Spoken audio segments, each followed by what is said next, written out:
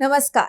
दिन भर की बड़ी खबरों में आपका स्वागत है। मैं हूं आंचल। आज इस बुलेटिन में बात होगी ऑपरेशन सिंदूर पर घिरी मोदी सरकार की, एसआईआर पर सुप्रीम कोर्ट की चुनाव आयोग को चेतावनी की, देखेंगे क्यों पीएम मोदी पर भड़की सोनिया गांधी, राष्ट्रपति राज्यपाल को डेडलाइन देने के मामले में सुप्रीम कोर्ट में हुई सुनवाई को, जानेंगे अनाथ बच्चों को लेकर राहुल गांधी के बड़े कदम को, और बुलेटिन के आखिर में देखेंगे एनडीए के मंत्री के बयान से कैसे मेघालय सरकार की हुई फजीहत।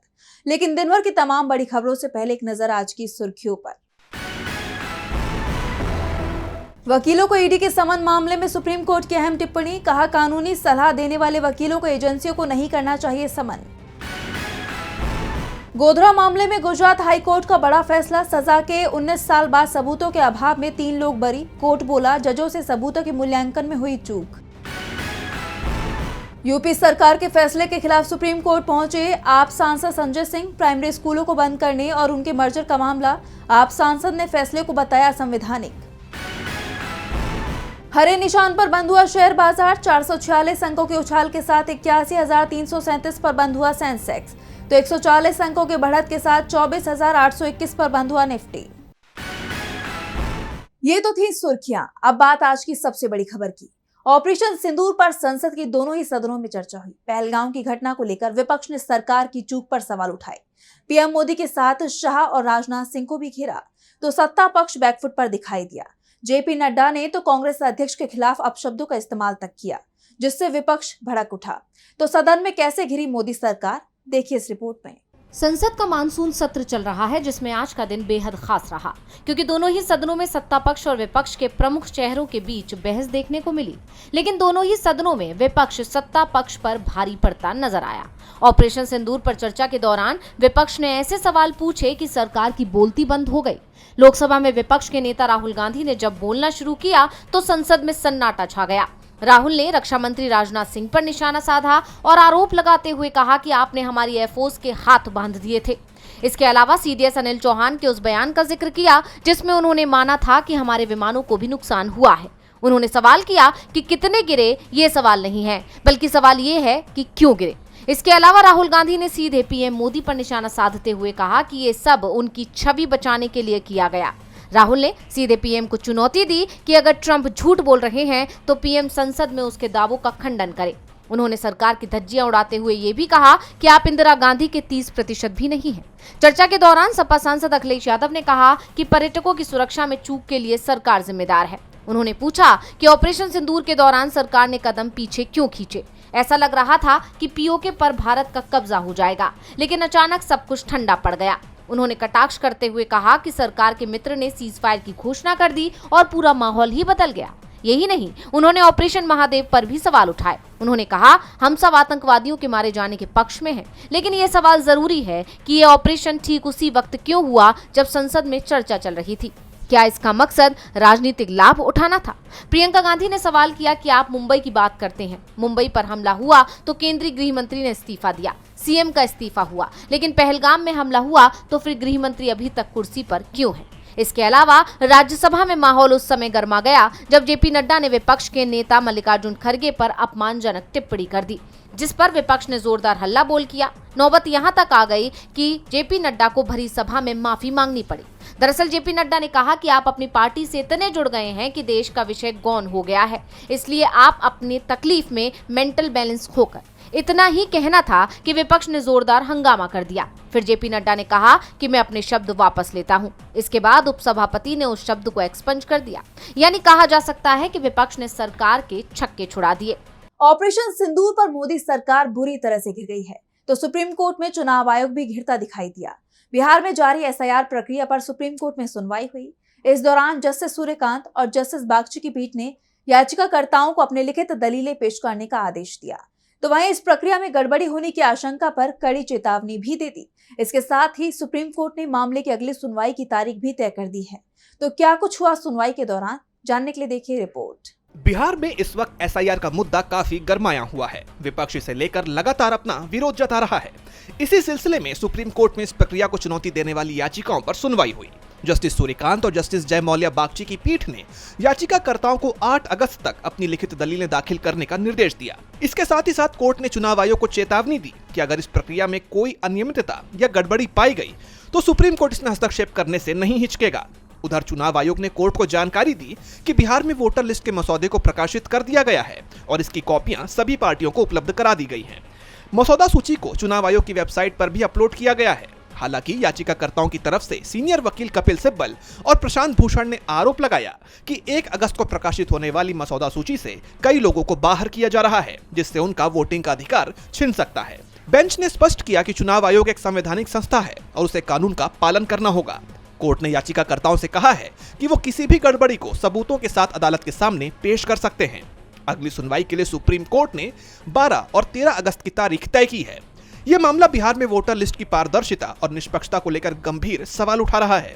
अब सबकी निगाहें इस मामले की अगली सुनवाई पर टिकी हैं। सुप्रीम कोर्ट ने चुनाव आयोग को कड़ी चेतावनी दे दी है तो कांग्रेस संसदीय दल की नेता सोनिया गांधी पीएम मोदी पर भड़क उठी। गजा में करीब 2 साल से इजरायली हमले हो रहे हैं। अब तक करीब 60,000 से ज्यादा लोगों की जान जा चुकी है। पूरे गजा में खाने पीने का संकट लंबे समय से बना हुआ है, लेकिन इस पूरे घटनाक्रम में मोदी सरकार मूक दर्शक बनी हुई है, जिस पर कांग्रेस संसदीय दल की नेता सोनिया गांधी ने तीखे सवाल किए हैं। तो क्या कुछ कहा सोनिया गांधी ने, देखिए इस रिपोर्ट में। इजरायली हमलों की वजह से गजा में हालात दिन ब दिन खराब होते जा रहे हैं, लेकिन इस मामले में मोदी सरकार ने चुप्पी साधी हुई है, जिस पर अब पूर्व कांग्रेस अध्यक्ष सोनिया गांधी भड़क उठी। इजरायल गजा के बीच चल रहे संघर्ष को लेकर सोनिया गांधी ने मोदी सरकार को निशाने पर ले लिया।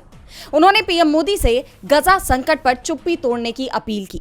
सोनिया गांधी ने इजरायल गजा के बीच जारी संघर्ष को लेकर लेख लिखा है, जिसमें उन्होंने इजरायल की तरफ से गजा पर किए गए हमलों की कड़ी निंदा की।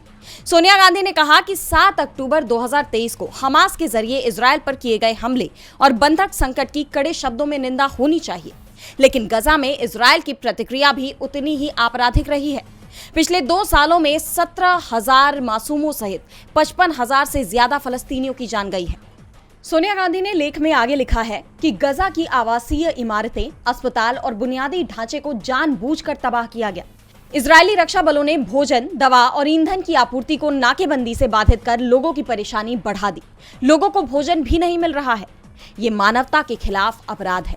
संयुक्त राष्ट्र की मानवीय सहायता को रोकने और भोजन की तलाश में जुटे नागरिकों पर गोलीबारी की घटनाएं चिंताजनक है। गजा में तत्काल युद्ध विराम और मानवीय सहायता की जरूरत है। सोनिया गांधी ने कहा कि पीएम मोदी को भारत की ऐतिहासिक विरासत के अनुरूप साहसिक और साफ रुख अपनाना चाहिए, ताकि गजा के लोगों को न्याय मिले और भारत वैश्विक मंच पर फिर से नैतिक नेतृत्व का प्रतीक बने। अब देखना होगा कि पीएम मोदी इस पर क्या रुख अपनाते हैं। सोनिया का लेख चर्चा में बना हुआ है तो नजरें सुप्रीम कोर्ट पर भी बनी हुई हैं।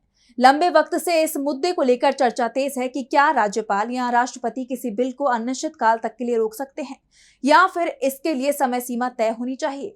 अब सुप्रीम कोर्ट ने इस मामले पर सुनवाई की तारीखें तय कर दी हैं। इसमें समर्थन वाले राज्यों और विरोध करने वाले राज्यों को दलीलें पेश करने के लिए अलग अलग तारीखें दी गई हैं, तो साथ ही जवाबी दलीलें सुनने की भी तारीख तय हो चुकी है। तो क्या है ये पूरा मामला, देखिए इस रिपोर्ट में। क्या बिलों पर मंजूरी के लिए राज्यपाल और राष्ट्रपति के लिए समय सीमा तय की जा सकती है या बिल को मंजूरी देने के लिए राष्ट्रपति और राज्यपाल अनिश्चित काल तक देरी कर सकते हैं। सुप्रीम कोर्ट में सीजेआई बीआर गवई की अगुवाई वाली 5 जजों की बेंच ने इस संवैधानिक मसले पर सुनवाई की तारीखें तय कर दी हैं। कोर्ट ने केंद्र और सभी राज्यों को 12 अगस्त तक लिखित पक्ष जमा करने का आदेश दिया है। 19 अगस्त से शुरू होने वाले इस सुनवाई में सवाल यही है कि क्या बिलों पर मंजूरी के लिए समय सीमा तय की जा सकती है या राष्ट्रपति और राज्यपाल अनिश्चित काल तक देरी कर सकते हैं। कोर्ट ने कहा 19, 20, 21 और 26 अगस्त को केंद्र और रेफरेंस का समर्थन करने वाले राज्यों की दलीलें सुनी जाएंगी। वहीं 28 अगस्त और 2, 3 और 9 सितंबर को विरोध करने वाले राज्यों की सुनवाई होगी। जवाबी दलीलें 10 सितंबर को सुनी जाएंगी। दरअसल राष्ट्रपति द्रौपदी मुर्मू ने मई में संविधान के अनुच्छेद 143(1) के तहत सुप्रीम कोर्ट से 14 सवालों के साथ राय मांगी थी। इनमें अनुच्छेद 200 और 201 के तहत उनकी और राज्यपालों की शक्तियों का दायरा शामिल है। ये मामला पूरे देश के लिए अहम है, क्योंकि तमिलनाडु के साथ साथ कई राज्यों में विधानसभा से पास बिलों को राज्यपालों की तरफ से लंबित किए जाने की शिकायतें सामने आती रही हैं। अब सुप्रीम कोर्ट इस टकराव को कैसे सुलझाएगा, ये देखना होगा। सुप्रीम कोर्ट अब इस मामले में क्या फैसला करता है, ये देखना होगा। तो राहुल गांधी ने एक हैरान कर देने वाला फैसला किया है, लेकिन इस बार एक कदम और आगे बढ़ते हुए उन्होंने ऐसा फैसला लिया जिसकी तारीफ हर कोई कर रहा है। दरअसल पहलगांव हमले के बाद हुए भारत पाकिस्तान संघर्ष में अपने माता पिता को खो देने वाले बच्चों को लेकर राहुल गांधी ने बड़ा ऐलान किया है। क्या है वो फैसला, देखिए इस रिपोर्ट में। राहुल गांधी ने 22 बच्चों को गोद ले लिया है। राहुल गांधी ने कहा कि वो 22 बच्चों की पढ़ाई का खर्च उठाएंगे। ये वो बच्चे हैं जिन्होंने जम्मू कश्मीर के पुंछ जिले में पाकिस्तानी गोलीबारी में अपने माता पिता या अभिभावकों को खो दिया था। ये जानकारी प्रदेश कांग्रेस कमेटी के अध्यक्ष तारिक हामिद कर्रा ने दी है। उन्होंने बताया कि 7 से 10 मई के बीच राजौरी और पुंछ में पाकिस्तानी गोलीबारी में और ड्रोन हमलों में भारी तबाही हुई थी, जिसमें कई नागरिकों की जान चली गई। राहुल गांधी ने हमले के बाद पुंछ का दौरा कर शोक संतप्त परिवारों से मुलाकात की थी। उन्होंने कर्रा से ऐसे स्कूली बच्चों की सूची तैयार करने को कहा था जिन्होंने अपने माता पिता में से किसी एक या दोनों को ही खो दिया है। उन्होंने सरकारी रिकॉर्ड से भी लिस्ट का मिलान करने को कहा था। सारे प्रोसेस के बाद लिस्ट बनाकर राहुल गांधी को भेजी गई। तो कांग्रेस नेता कर्रा ने आगे बताया कि इस पहल का उद्देश्य इन बच्चों को सहारा देना है, जिससे उनकी पढ़ाई ना रुके। साथ ही राहुल गांधी मदद की पहली किस्त बुधवार यानी 30 जुलाई को जारी करेंगे। इन रुपयों से बच्चों के स्कूल की फीस भरी जाएगी ताकि वो अपनी पढ़ाई आगे जारी रख सके। बच्चों को ग्रेजुएट होने तक पढ़ाया जाएगा। इंटर के बाद अगर वो कोई प्रोफेशनल पढ़ाई करना चाहेंगे तो उसका खर्च भी राहुल गांधी ही उठाएंगे। अब इस खबर के आने के बाद हर तरफ राहुल गांधी की ही चर्चा हो रही है। राहुल गांधी के इस कदम की हर तरफ चर्चा हो रही है तो ईरान को अमेरिका की तरफ से लगातार धमकियां दी जा रही हैं। अमेरिका की पूरी कोशिश है कि ईरान अपना परमाणु कार्यक्रम बंद कर दे, लेकिन अब तक वो ईरान को झुकाने में कामयाब नहीं हो पाया। और अब जब सारे पैतरे फेल हो गए तो अमेरिका की तरफ से कोशिश ये शुरू हो गई है कि ईरान में खामेनेई के शासन का ही अंत कर दे। खबर आ रही है कि अमेरिका ईरान में तख्ता पलट की तैयारी में है। वहीं ईरान की तरफ से भी अमेरिका को धमकी दी गई है। देखिए रिपोर्ट। ईरान में कुछ बड़ा होने वाला है। इस बात की आशंका इसलिए जताई जा रही है क्योंकि दावा किया जा रहा है कि अब अमेरिका ईरान के सर्वोच्च नेता आयतुल्लाह अली खामेनेई की जान लेने की तैयारी में है या फिर उन्हें सत्ता से हटाने के लिए बड़ी साजिश रच रहा है। दरअसल फिलहाल इजरायल की तरफ से भले ही ईरान को लेकर कोई बयान सामने नहीं आ रहा, इसकी वजह भी है क्योंकि इजरायल एक साथ कई मोर्चों पर जंग लड़ रहा है, लेकिन ईरान के साथ का मोर्चा अब अमेरिका ने संभाल लिया है।